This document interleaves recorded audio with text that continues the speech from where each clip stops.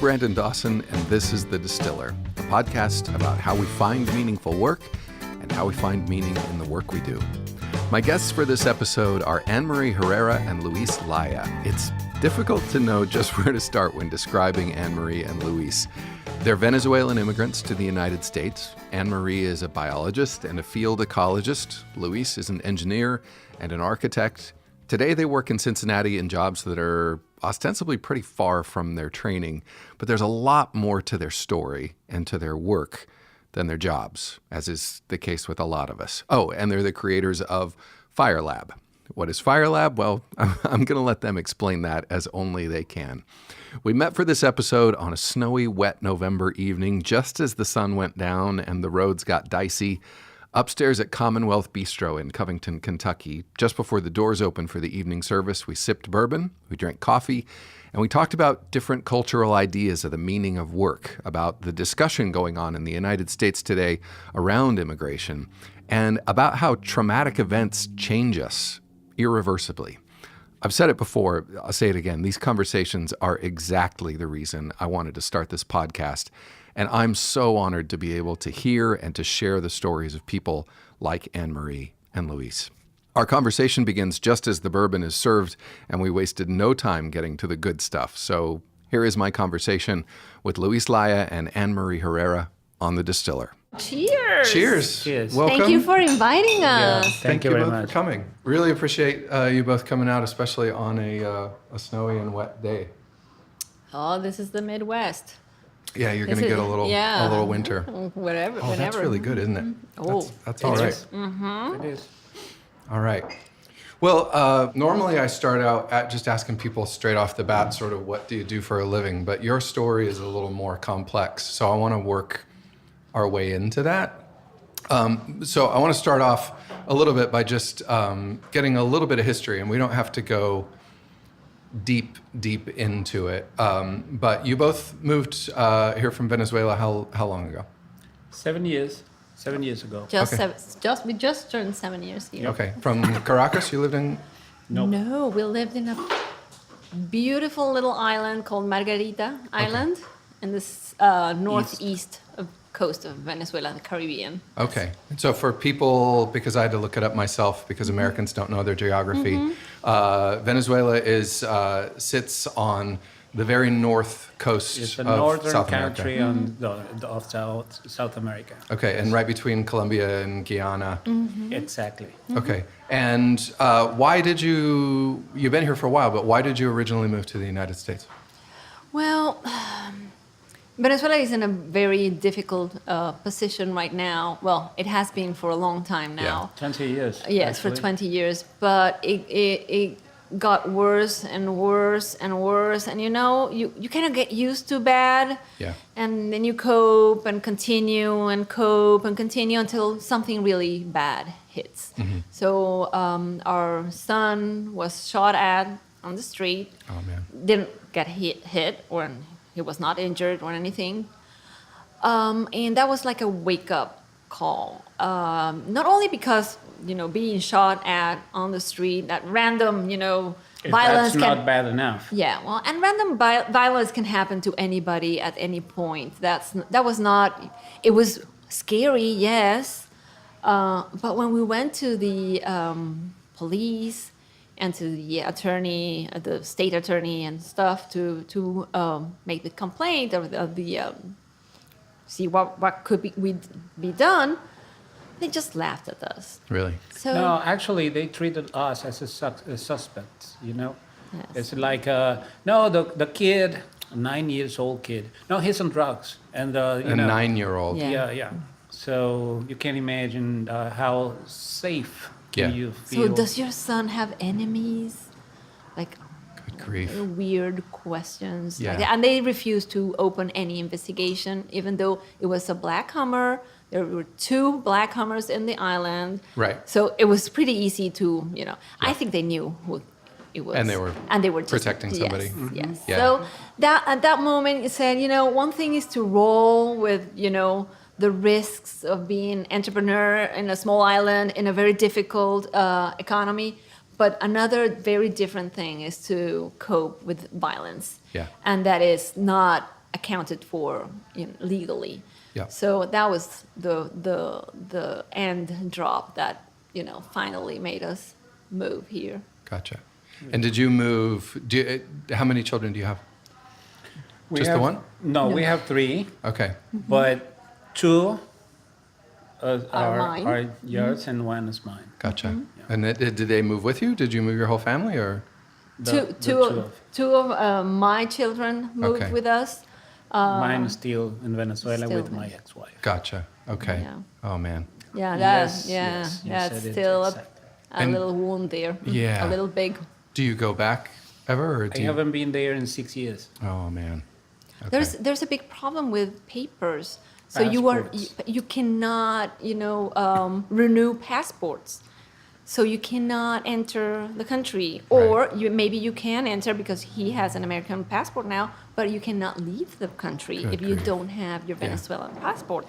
Actually, you can, but you have to pay somebody. Yeah. And it's a kind of money that it's unpayable. Yeah. I mean, I am talking about $5,000 to $15,000.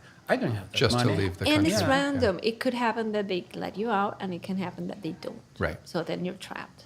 Wow. And yeah. So you mentioned that it's been 20 years. I did a little bit of research because obviously I've heard Venezuela's in the news so much, but I confess I didn't know anything about sort of what was at the heart of.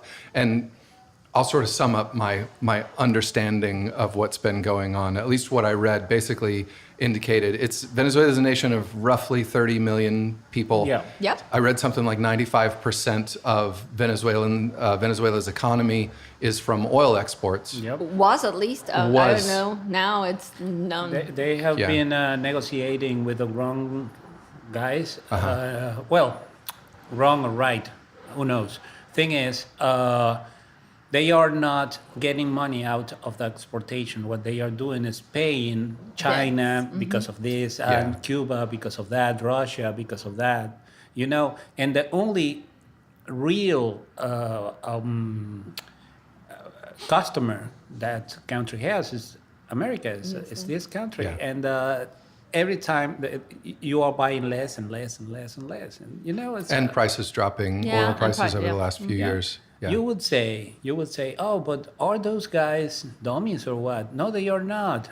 When they they let the population go down, then all the population depend on them. Mm-hmm. So, thing is that you can't do anything. If you want to buy food, you have to get a little card that is called Fatherland card or something like that has a microchip that tells everything about you. Yeah. It's like, Orwell, but worse. Yeah, no, I read something that just about the ability to do business and even to purchase goods, that this Fatherland card, I read about that. It was kind of terrifying. On the other hand, you have the corruption. If you are hooked to that, oh my goodness, you have then luxury cars, all the protection you can. I am talking about millions and millions and millions of dollars. That thing is incredible. And in the middle of it, the inflation. It's insane. They said I'm reading this because I didn't believe it, predicting 1 million% inflation by the end of 2018. Yeah. Yep. I can't even nuts. fathom Yeah, that. do you remember that old story about the 2 ladies in Germany in the post-war that goes to buy stuff using a basket, plenty of bills, money, yeah. and they got stole somebody stole the basket, but the money was there. Mm-hmm. So it's exactly what happens in Venezuela. The basket was worth more than the money than itself. Money. Good grief. Paper, just paper. Yeah. So you have a cell phone. You are a target. Right. Well, it's obvious. It's nuts. No, it's not easy. Now, why? But in the middle of that, you both had great professional jobs. You're a biologist. At least you worked in the oil industry. You're an engineer.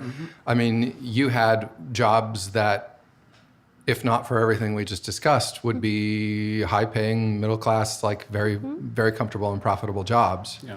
But that came down very quickly. Right, but then you leave, and you come to the United States, and you basically start all over. Yeah, Yep. exactly. You have to leave everything. It's like getting naked Yeah, and going naked, Right. absolutely naked for your identity, who you are as not only as a person but as a working person.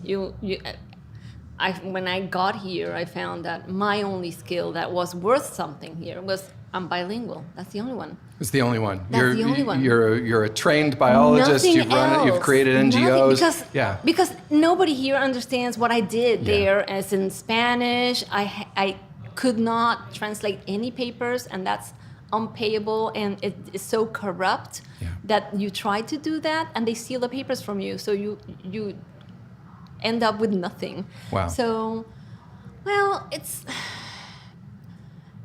it is painful. Don't get me wrong, it is painful. But when you live in a country like Venezuela, you are used to start over again and again and again. We have done it several times. But, well, when you change country and culture and language, that's another thing. And when you leave family behind, Right. and that's another story. Yeah, there's an interesting thing about that. From my point of view, you are not the same person when you speak Spanish than the person that speaks English. It's like having two different personalities in yes. you, because every language carries a way of thinking, and those ways of thinking are not compatible a lot of times.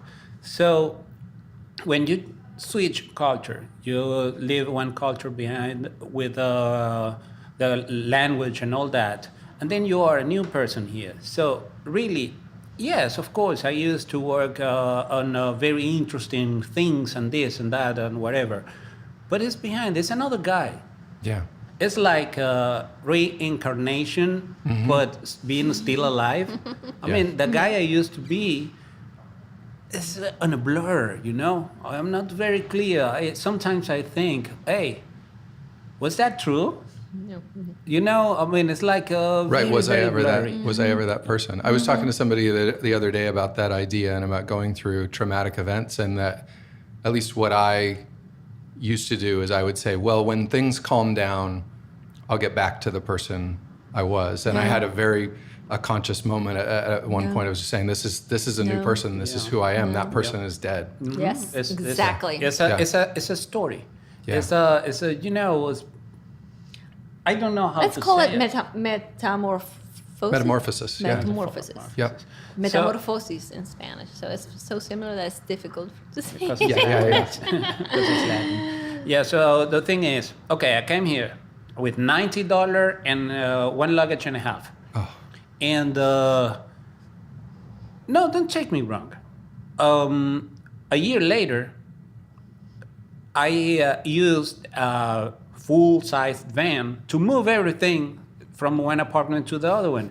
I mean, when we moved to our first apartment, we had 2 spoons, a bench, and I can't remember what was the other thing. Next week, we had everything. I mean, people was so generous, was impressive. Yeah. I mean, there's this short story about that.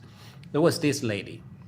She gave to us a basket with this kind of, the rags you use on the kitchen, beautifully arranged, and a little bag with coins inside, with quarters inside. And I asked, coins? What is this? And she said, because probably you are going to need the washing machine and this and that. Right. So to that level. That's beautiful. It is beautiful. Yeah, that's one of our favorite stories of when we moved. And not only that, 4 years later, we had to move from the place we were living in a loft in Brighton, and we had to use 2 26 feet-long trucks to move everything. I mean, Yeah. don't take me wrong. I don't care if I am a handyman I don't care. I can live. I can help my family. I can help my daughter. I love this country. That's a beautiful thing to hear Yeah. right now when it seems like so much of what's going on in American Oh, politics is well, against the yeah. immigrants and is headed in the direction, But you know, it's a long like- ways I know, but like headed in the direction of how you can see things happen like what happened in But it- Venezuela over the yeah, last 20 years. It's like Macron, the French president, said the other day, okay, Trump is doing American politics. I am not going to interfere. I mean, go on, you know? I mean, don't take me wrong again. It's not like I don't care about it. I care a lot because We vote. Yeah, this is this is the blonde version of Chavez. It's exactly the same thing. Yeah.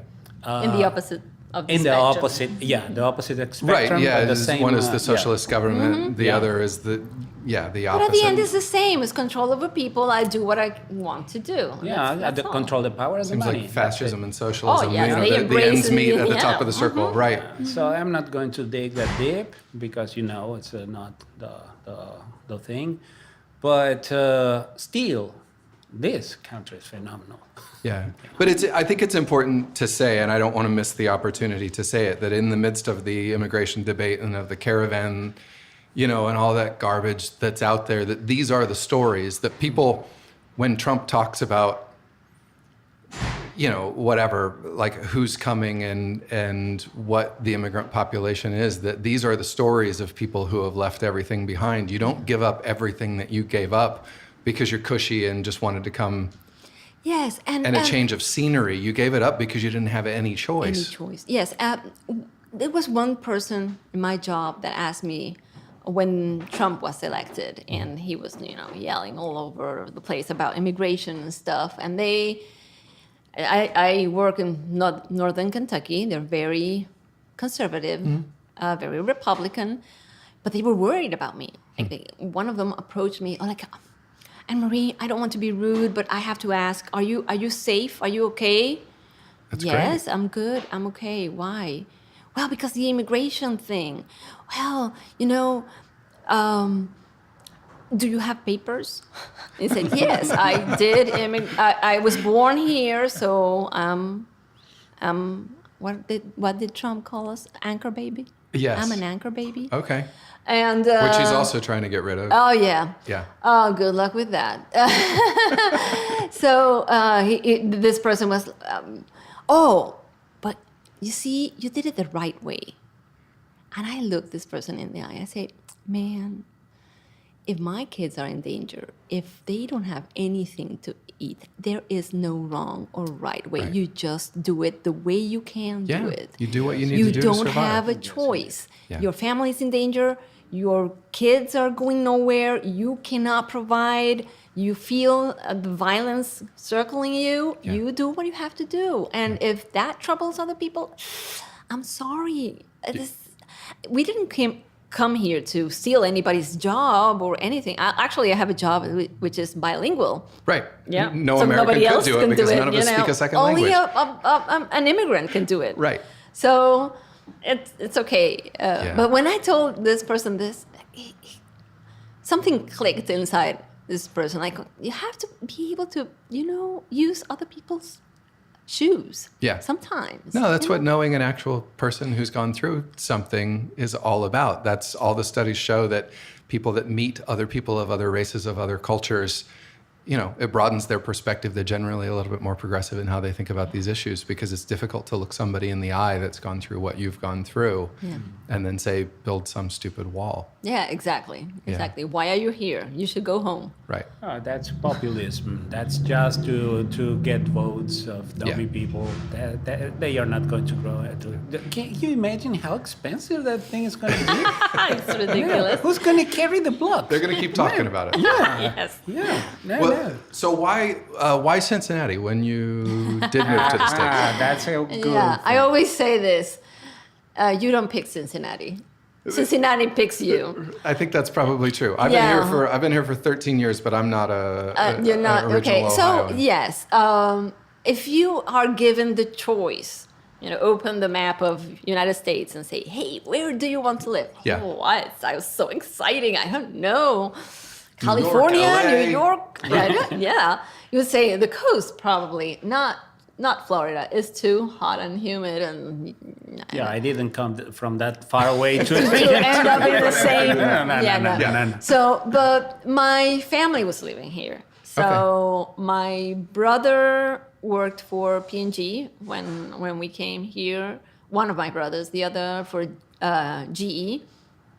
And my mother was also living here. So they helped us in the first steps. We had to have sponsors. Yeah. Even though I'm American, I didn't have any history here. So I needed kind of like a financial support to be able to, move with all the family here.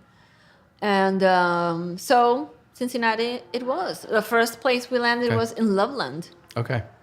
We were the weirdest people in Loveland. Our kids were the only brown kids in Loveland. For people not from Cincinnati, Loveland is a suburb sort of to the northeast of Cincinnati. That's a fairly affluent, fairly white very suburb. white. Yes. Yeah, there's not going to be a bunch of people that understand your experience. So, there. for example, people didn't talk to my daughter in a year in the high school because they didn't know what language to talk to her in. So she was like, I don't know what to say. She was miserable, poor kid. But she made it. Now she's in LA, working. Doing great. She's a designer. She's great. Wow. Yeah, living the American dream. Yeah, right. Yeah, which is honestly, it seems like the immigrant population is the population that's really grabbed hold of the American dream while the rest of us sort of ignore it. We have to work. There's no way around it. You come here and you work.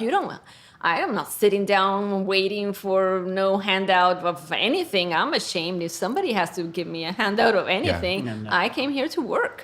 And that's what we do. Right. Whatever it takes. Let's talk about that because I want to. I have this idea that the American idea of work, in a number of different ways, is sort of a unique. Oh yes, it is concept, and I want your perspective. But let's start with in any vein that you want to get into. Before you moved, and either including or outside of the problems that were around you in Venezuela, what is the conception of the Venezuelan conception of work? Why do you work and what do you expect of it and what are you looking for in it? Okay, I'm going to say something very Venezuelan. Okay. Work is something that bad that they have to pay you to do it. That's a Venezuelan thought about That's work. a Venezuelan thought. Yes. Venezuelans work, but they're not defined by work. Right. No. So When you ask to somebody, who are you? They never say, I am an engineer. You don't define you don't introduce yourself with your title or with Who your job. Who are you? Oh, I am this guy's son, or I am the owner of that. I am Mateo's father. I am, It's family. It's a family. It's the place in which you live. It's more. It's different. It's community. Yeah. Yeah. You are not what you do. yes, and you don't work as long hours and as you do here, and you have more vacation. You have, for example, in Venezuela before we came, we had our shop and we were working. Then it's midday. What are we going to do? Oh, let's go have lunch by the sea. We close our galley, put a little note that says if we're not here, it's closed. And that's it. We left. And people knew us. Yes, and of they course, laughed. and they called. These guys. Everybody had our cell phone, so they can call us. Hey, you slackers, where are you? Oh, we're in Playa El Agua. You want to join us here for a beer? And so we talked about your education was in the sciences, your education was in engineering, but the last job that you had before you left Venezuela was that you had started a frame shop and gallery. Yep. What was the name of the Margarita? Island. Margarita Island, yes. Why that? Why with what you had done previous, what led you to choose to start a small business and a more creative business? Well, that was when I moved to Margarita. was with my previous wife. Just after I broke my company. I mean, I had a construction company, and that was a mess. My ex-partner ran away with the money. That happens. Yeah. $1 million Wow. Yeah, $1 million.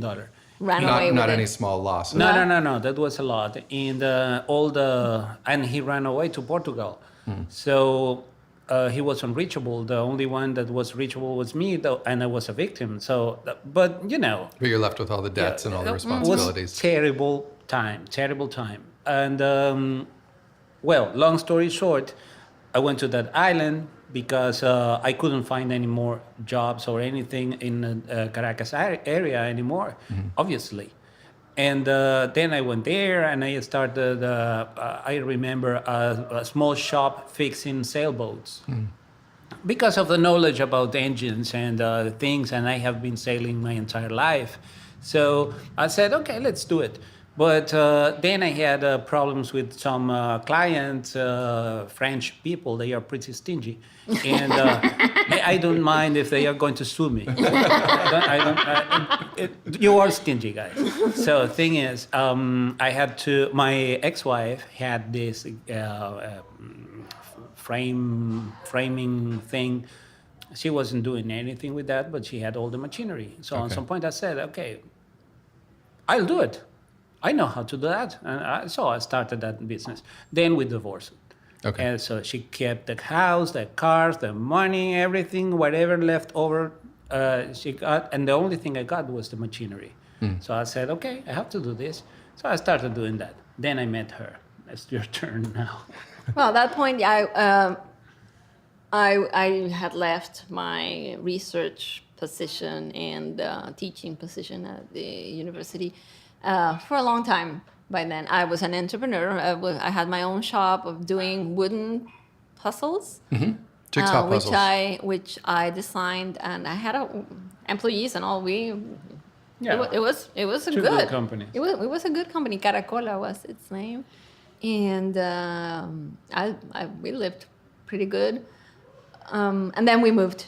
When I met him, moved to Margarita, and then of course it made sense. I had built a career in the arts. I was well known. She's still a well-known artist in Venezuela and Colombia. Yeah, I had collectors and stuff, so I was pretty good. So when it was like very easy transition. Yeah.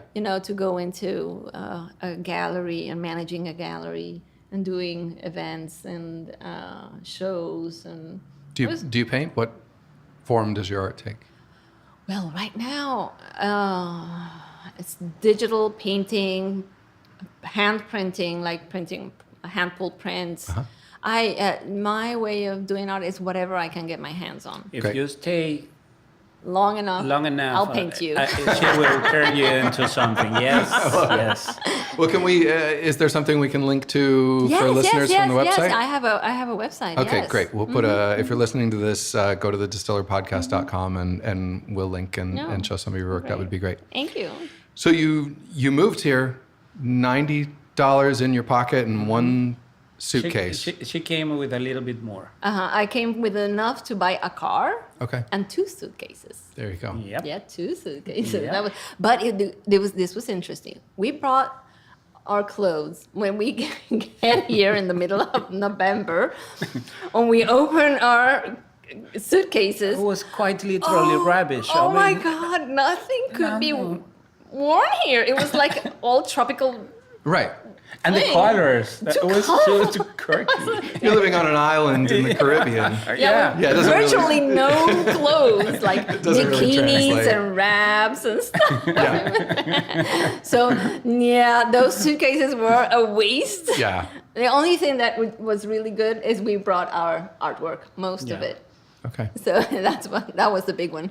And you came, you settled in. I mean, it's 7 years in your past now, but I've got to imagine that process every single day find a place, find something to wear, find the next thing for the apartment. I mean, that is rough. exhausting work. Yeah. It was rough and very stressful, but you're in emergency mode. Yeah. You have to make it. You have to get off your family's back. That's the first goal. and make it by yourself. So my first job was a cashier at Myers, and I was I was a handyman pretty, in downtown. pretty Okay. rough. But that, allowed us to move out from our family's house, Right. and rent our first little tiny, dingy apartment. Did you at that point, because like I said, I mean, you came from these careers that you'd studied for and been trained for, then you opened the frame shop and the gallery, but still that's sort of your thing. It's the decision you made. Now you're taking whatever you can find. What kind of a blow does your ego take at that? Or do you even have time to think about No, it? you don't It have- you don't have time. it doesn't hurt anymore. I Well, mean, at the beginning it was a little bit. And at this point, it doesn't. But at that point, I have to say, I cried almost every day at Myers when I wasn't allowed to go to the bathroom. That Yeah. kind of thing. I was treated like a, I said, wow, this is really strong. But on the other hand, it's giving us the chance of moving out our family's house. Right, it's and- what you have to do in Yes, order to... and we were pretty, clear at that point that was not going to be our careers forever. I still go to that Myers and smile and see the same people I worked with, right. there in the machines. And I know how to handle that machine. Actually, I learned a lot there. Yeah. I learned a lot about buying stuff, which is very important. Which is very important when Say you more live about in that. In what sense? Well, you learn a big part of the American culture is about buying. Consumerism, Yes. right. Yep. So, and you meet so many people from different upbringings and different cultural backgrounds in that little big space, and you see their patterns of buying. It was pretty. In marketing, we call that their purchase habits. Yeah, the purchase habits, exactly. And it was interesting. Oh, and all the knowledge you got For example, about Yeah. Cooking from scratch was a rarity when Okay. I moved here. It's People are like buying what- processed yeah. foods and... Not fresh food. No. Yeah. And when I bought, what are you doing? They always ask me, what are you doing with this lasagna? From scratch? yeah. Is there another way to do lasagna? I don't know. Yeah, it's in the freezer aisle. No, we didn't know that. Yeah. That was a And foreign. we cook every day. We cook every day, every yeah. day still. Right. Yeah. Still. What's the... what is the difference between... So you moved here and effectively you are in poverty. You have support from your families, but you're both working low-paying jobs. And it sounds like reasonably quickly, I mean, it had to be agonizingly slow at the time, but you had your sights set on this job will get me to the next thing. But there is an entire American native population in poverty. What's the difference between the mindset that you had when you were doing those jobs and the person who's doing that job but can't imagine something else and can't somehow envision something better? Yeah, I can say two things. One thing is you have no option, and you know the difference. You come from a different thing, and you know that you can do it better. So you will not stay on that that bad position. And the other one is imagination. Nobody had told me never. You can't do this. Right. Nobody. If somebody come and say to me, you can't do that, I will say, watch me. I will do it. I will do it. Of course, that can lead me to some trouble because if this is a police officer that say you can't do that, and okay, Yes, I can. Yes, I can. I Well, could, there's but the I am not ticket. going to do it. I got the message, that kind of thing. And no, they are too gigantic. It's impressive. It's impressive how big these guys are. Yeah. Yeah. The other day They I had recruit them that way. Yeah, Yeah. I had a little misunderstanding with one police officer one time because I drove in a place I shouldn't, and I got nervous. I went into in a neighborhood I didn't know, and there was some kind of an issue there with police patrols, and I didn't know the way out, so I went through, and this mountain came and said to me some things. I can't remember what he said. I explained in the best way I did. He was pretty gentle but solid, like, "Arr!"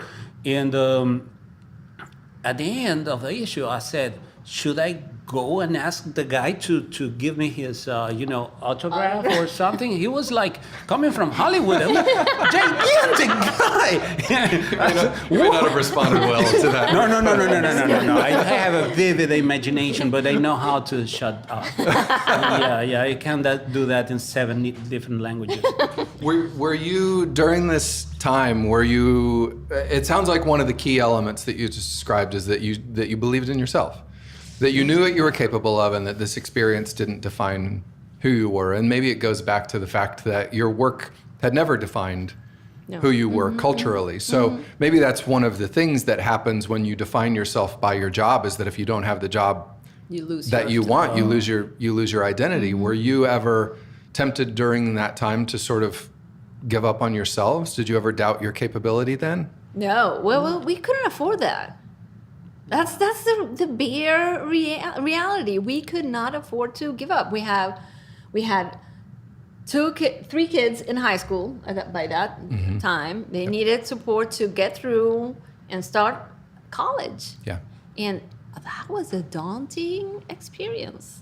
Imagine doing FAFSA for the first time, being a foreigner. Oh, yeah. I cried the whole. I still cry sometimes when I have to do it. I still do it. I cried when I did it for myself. Yeah. Taxes. The first time I had to just do taxes. navigating all of these systems. I said, I'm dumb. I don't understand a thing. Nobody understands. No, that's Yes, I realize that now. I feel like I know. Specialists, they say they are specialists. They have no idea. Yeah. So we had no choice. We had to go through, and we knew that one crappy job will lead us to a better one. I worked in collections for a year. You did. That was the saddest job. It has to It was be. even sadder than Myers. Yes, Yeah. It was pretty rough, but I moved on quickly, and now I work for a company that I'm happy working for. Well, let's fast forward a little bit, because now I feel like my understanding of your story is you both have still kind of straight jobs. You both have day jobs that you do, but you're also expanding into your more creative enterprises. So tell me a little bit about what you're both doing to pay the bills, so to speak, right now. I work for a manufacturing company that's called National Ban and Tag. They are in Newport, and they manufacture metal tags for animals, all kinds of, for conservation, for research, for poultry, for any kind of thing. And I've been there for 4 years. Yeah, but your specialization. Yeah, is something that's I like. another thing. I'm not going to talk about that. No. No. Okay. It makes me more curious to know what it is that Do you seriously want me to talk about it? Yeah, well, tell us at least what it is. Well, my specialty within National Ban and Tag is selling tags for rooster fight. Seriously? Yes, internationally. Internationally, right? Yes. Wow. That's my specialty. I could write a book about that. You are a rooster fashionista. Yeah, I'm a rooster fashionista. That's going on the masthead of this episode on the website, because I guarantee we will never have another rooster fashionista on the show. Yes. But it is your bilingual capability and Yeah. your experience Yeah. that enables you to do something that somebody That's else unique. Yeah. That could not. Yeah. Yeah. And Luis, what is your? Well, I am a mold maker in Rookwood Pottery Company. Okay, a famous, again, people not from Cincinnati don't know what Rookwood Pottery is to Cincinnati. Rookwood Pottery is one of those heritage businesses, legacy businesses in Cincinnati. Yeah, one of the first companies owned by a woman in this, Really? 1880, yes. Wow. So there's something interesting about this. When I realized that I was emigrating, I was going to Cincinnati. I Googled Cincinnati because what do I know about Cincinnati? The Reds. Yeah. That's the only thing I knew. So I Googled it. The first thing that showed up was PNG, obviously, but the second one was Rookwood. And 4 years later, I was working in Rookwood. I had no idea I That's could funny. work in there. So it's interesting. Yeah, I mean, if you move to Cincinnati and if you're looking to rent a house, this was my experience anyway, that if somebody's showing you a house and it has Rookwood tile in it, that's going to be the first thing they talk Yeah. about. Yes. Yeah. Because that's the big selling Yeah. point. Yes, Yep. they're beautiful. They're heritage. They're Yeah. part of the history. Yeah. Yeah, when I came here, I got hired by a small artist studio in what's the name, Gilbert Avenue, to Up in Walnut Hills? Walnut Hills, Walnut yeah. Uh-huh. Hills, to fix some apartments and things they had. But the business there was part about pottery and stuff, and the other part was about making mannequins. Okay. So the other guy saw my abilities, my skills, and said, "Oh, maybe you can help me with this." So I started making molds for mannequins, and making the prototypes and all that. I mean, it's a logical thing. You have some experience making some molds. I used to make molds with my father when I was a kid with soap for small cars, because we had one of those, tracks, electric tracks with things. The slot car. Yeah. Yep. So we started customizing the thing just for fun. And I said, well, this is pretty much the same, just we are talking about hands and, other parts. So I started doing that. So then I got hired for by a different studio as well, but this time was for bronze, working with bronze. Well, I was a mold maker working there. And then I found this other job with these guys in Rookwood. So now I have my own title. They call me the Master Monster Mold Maker. Master Monster Mold Maker. Like that. You're giving me a lot of good material here as far as these job titles go. Chicken fashionista. Oh, rooster fashionista. Rooster Fascination, Master Monster Mold Maker. Yeah, exactly. That's Wow. Yeah. good titles, huh? Yeah, this is And great. wait until you hear the other ones, the fire-related ones. Well, yeah. So we'll get to that. I have to ask you one question, which is sort of going back to one thing that you said. You were talking about the way that language changes your identity, and that's an idea that I've been super interested in for a long time. I think generally, if we think about language, we generally think about language as a representation of who we are, not as a factor that shapes who we are. And there's a book that I read a few years ago, a book by a guy named David Abram called The Spell of the Sensuous. And it's basically, I think the subtitle is Language and Perception in a More Than Human World. But he talks about the way that primitive languages in animistic cultures shaped learning. And I wonder if your conception of yourselves and your identity around work. We talked about the Venezuelan concept of work and it not being tied to identity. Are you finding that your identity is getting more closely tied to who you are as you become more Americanized in that, or is it still largely separate from you? I think we're schizophrenic. Yeah? Yeah, we have several personalities. And how could you not be with... Yes, and It's yes. part of that metamorphosis. Exactly. So you lose things, you gain things, but at the end you are both. And for example, Spanish is a very metaphorical, flowery, over-explanatory, baroque Yeah, it's language. a romance language. Yeah. So you, for saying something that in English would take you 2 sentences, you have to do 2 paragraphs. And still, you have to use your hands. Right. And, You got to and the embellish. eyes. And yes. And you have, and there's so much into that. That it's not only just the language. Oh, this wall is blue. No. This beautiful wall reminds me of the sea. When you tell a story and a poem, and it's got to have a flourish. Yeah. So it's different, and it's very. It counts a lot in your imagination, and I think imagination is a big key of who we are. Yeah. We have great imagination. We're learning how to apply that here which takes time because it's a little scary.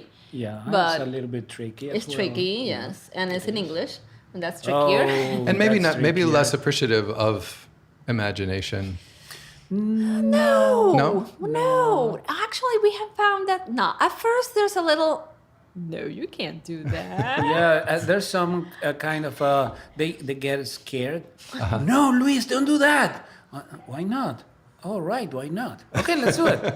you know. Yeah, no. We have found that if you persist and show who you are, truly who you are, what you're capable of, and what your imagination, where your imagination can take you, people are pretty awesome about it. Great.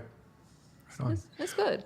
So now let's talk about the fire. No fire. And what you're moving into, because it sounds to me like now, 7 years is one of those magical periods of Yes. time. It's a cycle. Yeah, in any number of different chains of thought, 7 years is a marker to a next phase, and it sounds like you have solidified certain things, but now you're moving into more creative endeavors.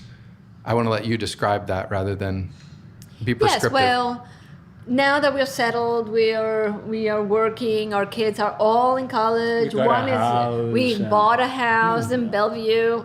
We actually applied for a mortgage and got it. Yeah, You're figuring out the system. Yes, Yep. we are Yeah. figuring that out, and it's For actually, better or for worse. Yeah. Yes, and No, it works for for better us all the time. It's Always. always we always say that every year is one step better than the previous one. That's great. Every single year, with the exception of the last one, which was a little bump, but it's okay. We're not talking about that. Don't say that because then you end up talking About that, yes, no, that's not the thing. Is we were talking about? I lost. Just Right. talking about moving forward and expanding into your Yes, creative okay. endeavors. So now that we're all settled, our oldest daughter is independent, living in LA as a designer, paying her student loans and stuff, working the system, as you say Yeah, it. like you have to do. Another son, our son is studying in Berlin, which is another take on the American dream. That's you can do great. whatever. You Right. can go overseas You get the and loan, you go there. you Yeah. go there. So he's studying there, politics. Fantastic. And Natalia, Natalia is about to go to France. So let's see how that can we- goes. So they're settled. They're adults, kind of. Air quotes. Yes. That's what you didn't see, listeners. Yes. They got beforehand me. I might before me. Yeah. So we're now like, okay, we're getting like, okay, the itch. Right. What's next? What's next? Now is our time. Yep. We gave all we could to make this happen. Now it's our time.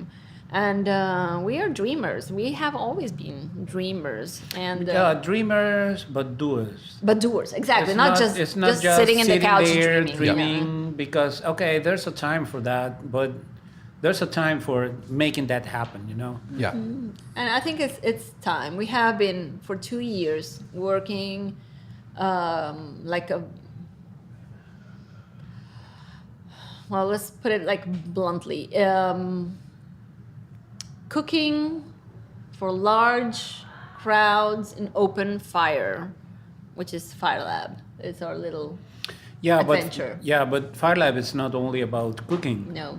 We invented a machine, let's call it machine, that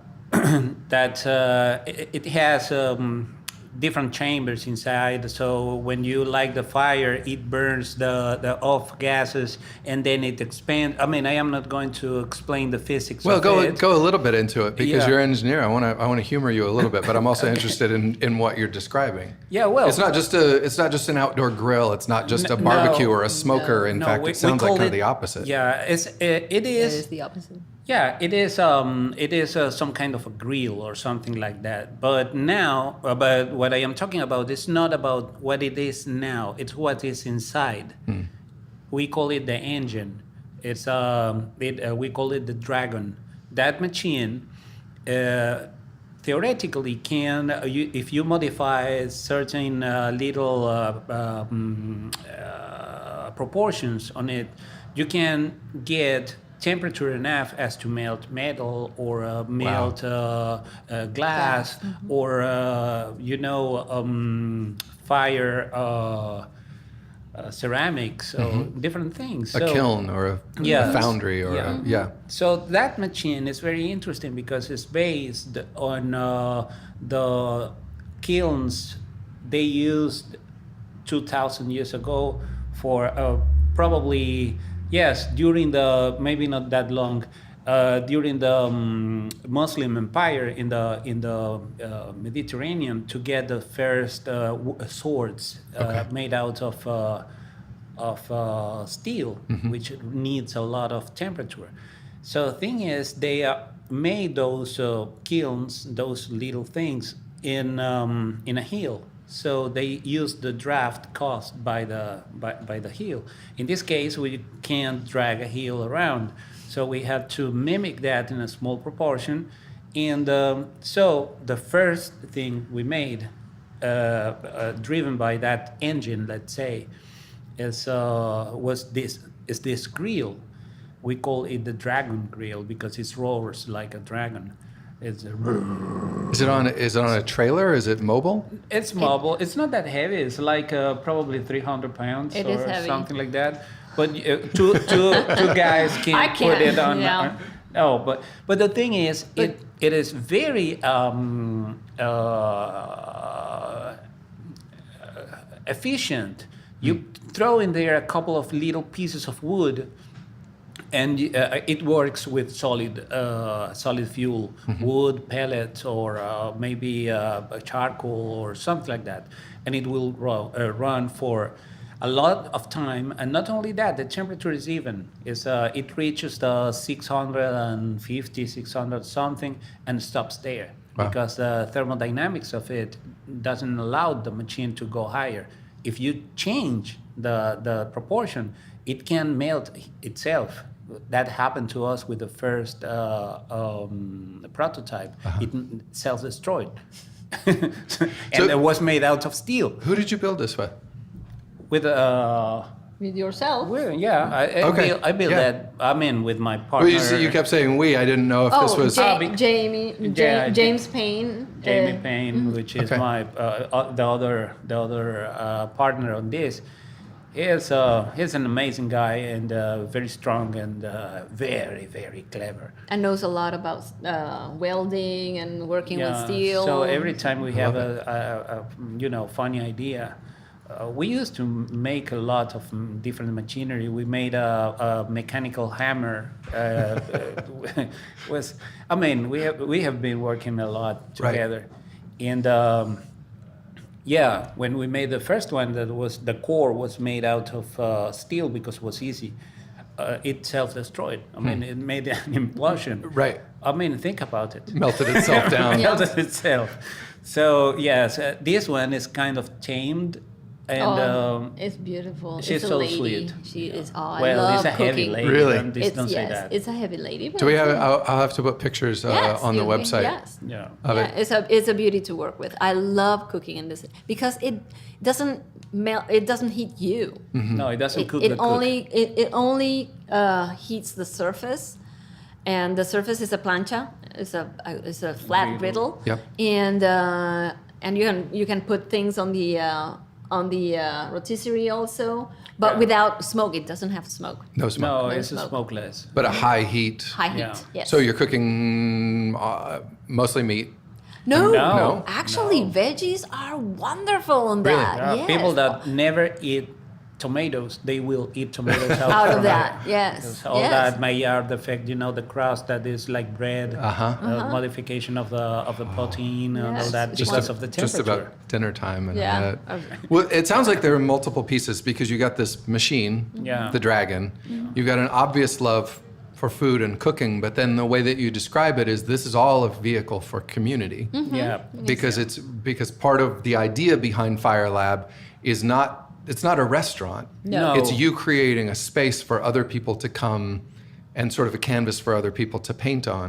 Yeah, it's an experience. It's a full experience because it's not only about what you are going to eat. It's you see the thing happening, and then you eat what you saw there.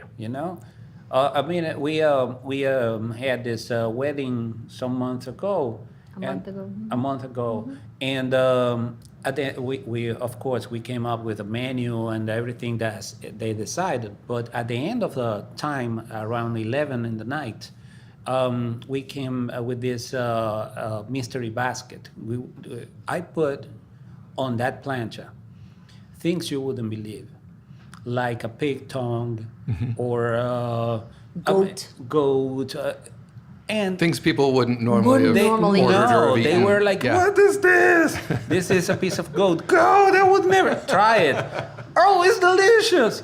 You know, Yeah. because you see what is going on, and I don't know. People have been doing this for I don't know Thousands of of Right. years. I mean, actually, people. There's some theories about what makes a human a human. Some say it's the opposite Tom. Right. Some people say no, it's a language. Some people say no, it's the ludic characteristic. So because we keep playing so long, we can't learn. Animals stop Playing. when they are not cubs anymore. You know, that kind Right. of thing.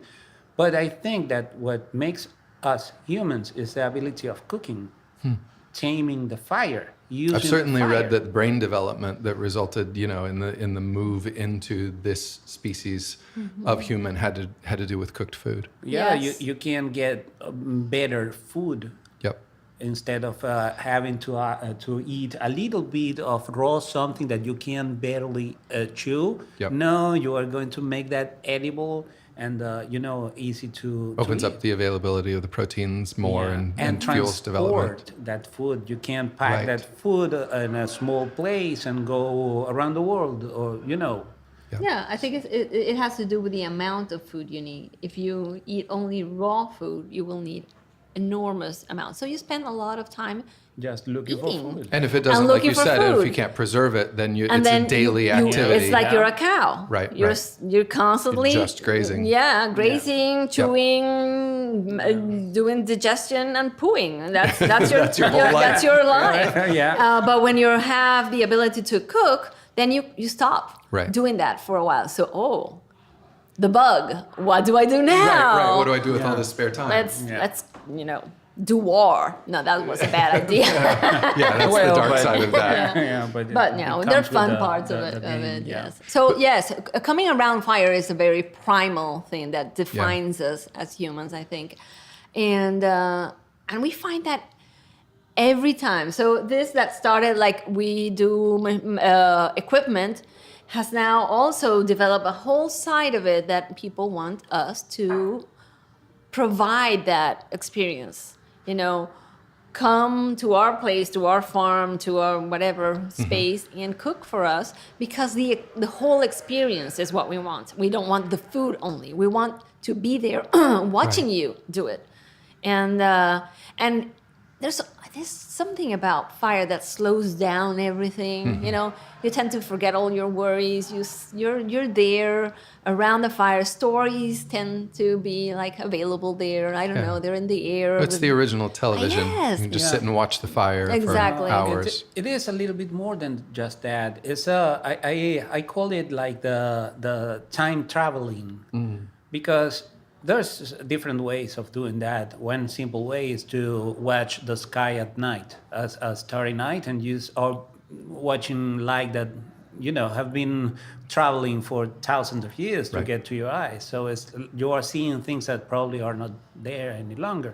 The other thing is watching something that have been there forever, have been happening forever from the beginning. Fire is one of those things. When Yep. you watch fire, you are experiencing something that every single human being Has experience. has experienced for. Something elemental. So Yeah. it's very connecting. It doesn't matter what culture you come from. You can relate to fire. Yeah. And people are willing to try different things when they're around fires. And I find that very interesting, because one of the challenges for foreigners with food here is that people are very unwilling to try Yep. weird stuff. Yeah, the Midwest is not known like for its what is- expansive culinary No. tastes. Well, Well, it's it has changing. grown. It is changing, but It you, is you changing. still do get that in Cincinnati there's Grater's Ice Cream and Montgomery Inn and Skyline Chili, and that's basically And that's basically it. yeah, yes. and maybe La Rosa's Pizza. But fortunately, the market is big enough. Yes. There's other people that are perfectly willing to do Yep. it, and not Yep. only that, pushing us. Yes, there's an international push for a cultural, diverse cuisine in every single place. So, Yep. and immigrants bring that. Absolutely. That's what we bring. That's our job, to bring food. Yeah. You know, and we have found that that's a great way of making friends. That's fantastic. Yeah. So you Yeah. cook a lot. You want to build a community of and people. build a community of people just Right. because you're presenting yourself in a way. Yeah. you know? Yeah, last year we participated on the food and wine thing. Classic, Classic, yeah, that one. And we came up with this dome, which is a pretty common thing in southern South America.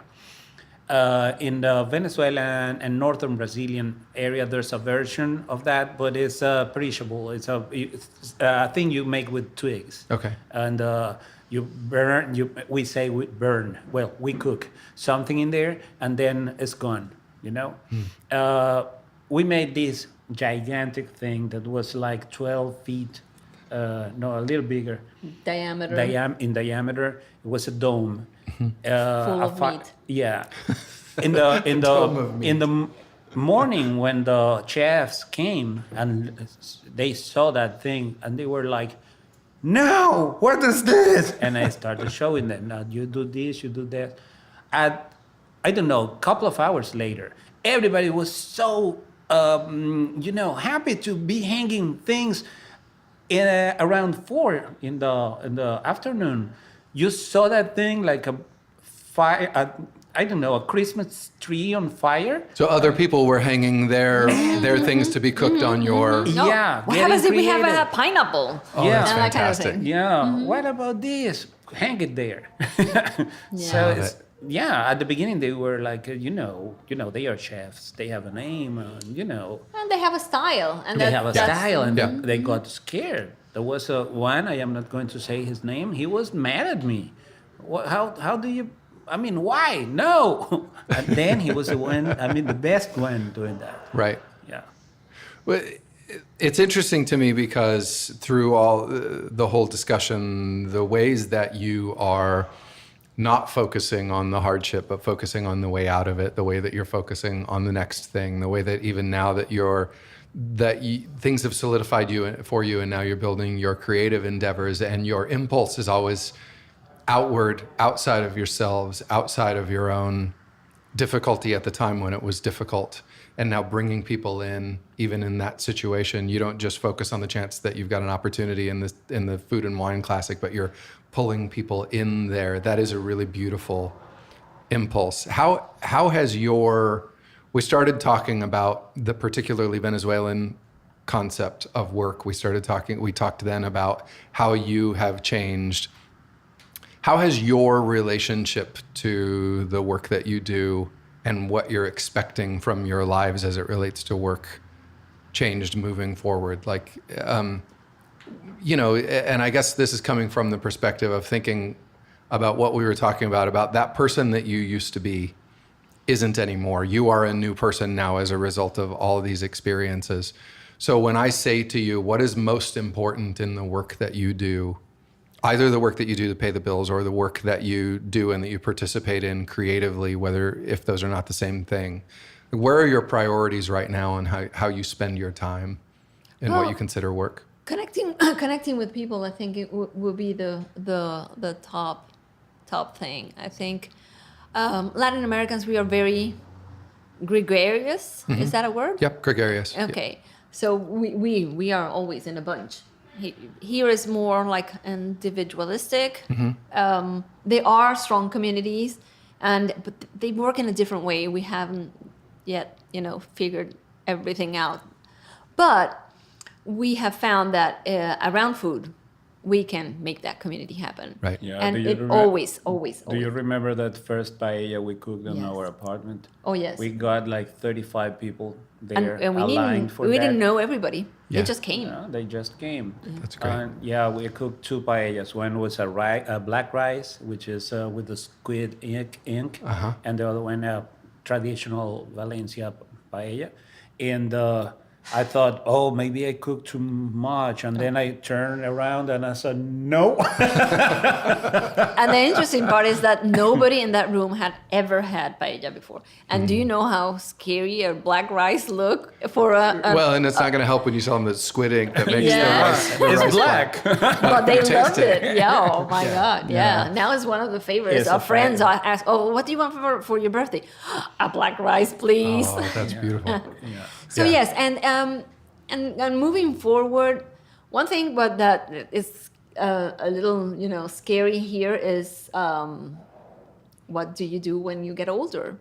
We're not getting younger, of course, obviously, and we came here too late to have a plan for retirement. Right. So we are both in our 50s, so it's challenging. So we know we have to work until the last day. We know that. Yeah, we have no We are not retirement. planning on Yeah. retiring, but we do have to think how to not retire, like work smart. How to make the work something you can Yes, do. something we Right. can do. Yeah. So, and I think that way that we're building is the way to go. We, building community, cooking. Showing people how to do things. Our dream, our ultimate dream is to own a farm where we could be a destination.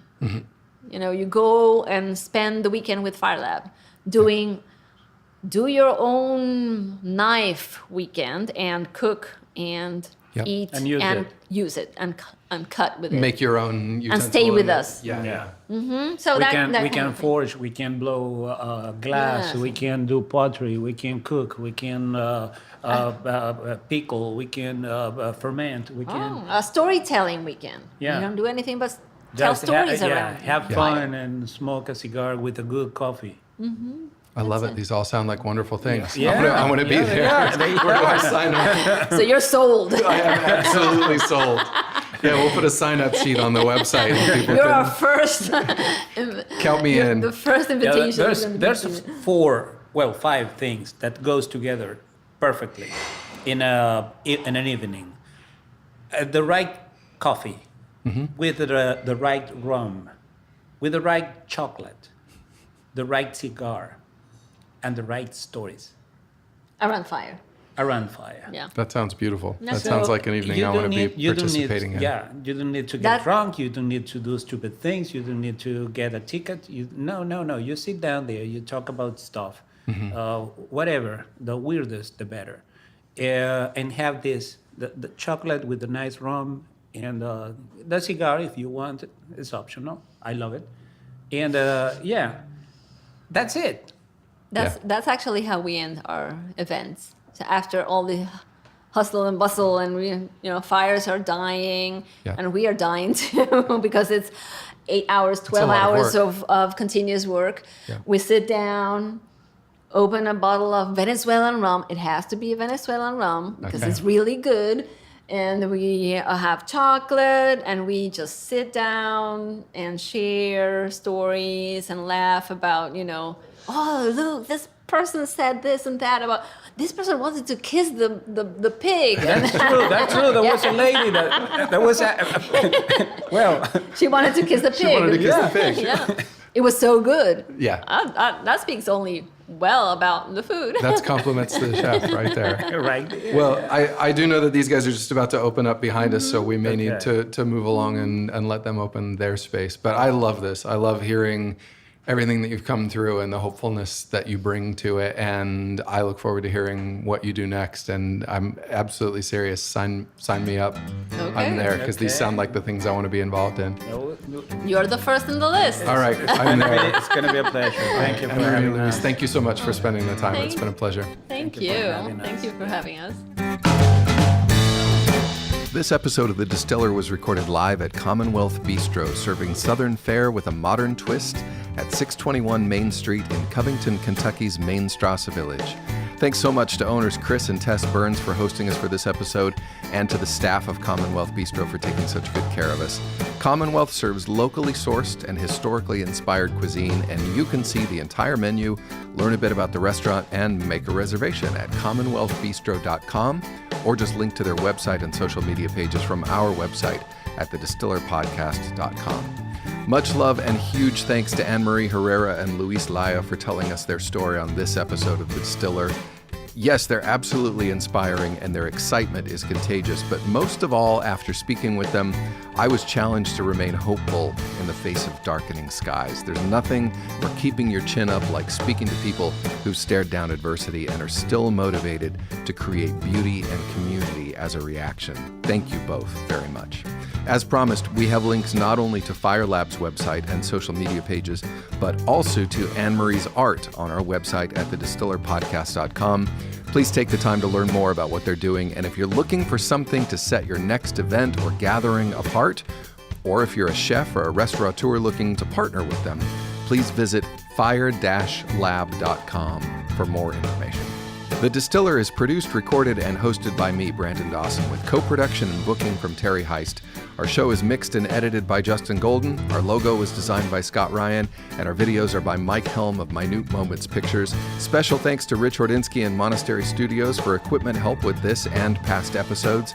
And you can find The Distiller wherever you listen to podcasts. Please subscribe to The Distiller wherever you listen to be notified when new episodes are released. And if you like what we're doing, please spread the word. Follow, like, and share our posts on Facebook, Twitter, LinkedIn, and Instagram. And be sure to rate and review The Distiller wherever you listen so other people can find the show as well.